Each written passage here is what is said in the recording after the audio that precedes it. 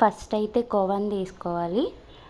ఇదైతే 4 half litre milk ప్యాకెట్స్తో వచ్చిన కోవాని చాలా బాగా మిక్స్ చేసుకోవాలి. ఎంత బాగా అంటే చాలా మెత్తని పేస్ట్లా వచ్చేలాగా బాగా మిక్స్ చేసుకోవాలి. అందులో మనకి గులాబ్ జామ్ కన్సిస్టెన్సీకి తగిన మైదా వేసుకొని బాగా కలుపుకోవాలి. మైదా ఎంత పడుతుందంటే మన గులాబ్ జామ్ కన్సిస్టెన్సీ ఎంత మనం అనుకుంటామో అలా మైదా వేసుకొని బాగా కలుపుకోవాలి. అందులో మనము 2.5 table spoons of baking soda వేసుకొని బాగా కలుపుకోవాలి. బేకింగ్ సోడా వేసి బాగా కలిపాక అందులో మళ్ళీ మనకి మైదా ఎంత కన్సిస్టెన్సీ కావాలో గులాబ్ జామ్కి తగినంత మైదా వేసుకొని బాగా కలుపుకోవాలి.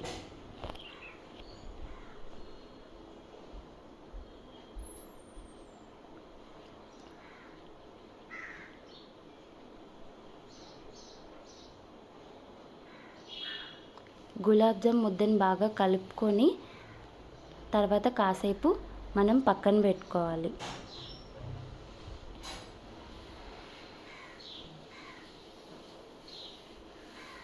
బాగా కలిపి పక్కన పెట్టుకోవాలి. తర్వాత చిన్న చిన్న ముద్దల్ని ఉండల్లా చేసుకొని గులాబ్ జామ్ ఉండల్ని ప్రిపేర్ చేసుకోవాలి. అంటే మన సైజ్ బట్టి అవి చిన్నవా పెద్దవా అని మన సైజ్ బట్టి ఉండల్ని ప్రిపేర్ చేసుకోవాలి. ఆల్రెడీ డీప్ ఫ్రై అయిన ఆయిల్లో ఈ ముందుగా చేసుకున్న గులాబ్ జామ్ బాల్స్ని వేసుకొని బ్రౌనిష్ కలర్ వచ్చేలాగా ఫ్రై చేసుకోవాలి. బ్రౌనిష్ కలర్ ఎందుకంటే అలా అయితే మనకి లోపల కూడా గులాబ్ జామ్ చాలా బాగా ఉడికి మెత్తగా ఉంటుంది. ఇప్పుడు షుగర్ సిరప్ ఎలా ప్రిపేర్ చేసుకోవాలంటే ఎంత షుగర్ మనం తీసుకుంటే దానికి తగినంత వాటర్ తీసుకొని షుగర్ని మరిగించాలి. మరిగిన షుగర్ పాకంలో ఈ గులాబ్ జామ్ బాల్స్ని వేసుకొని కాసేపు ఉడికించుకోవాలి.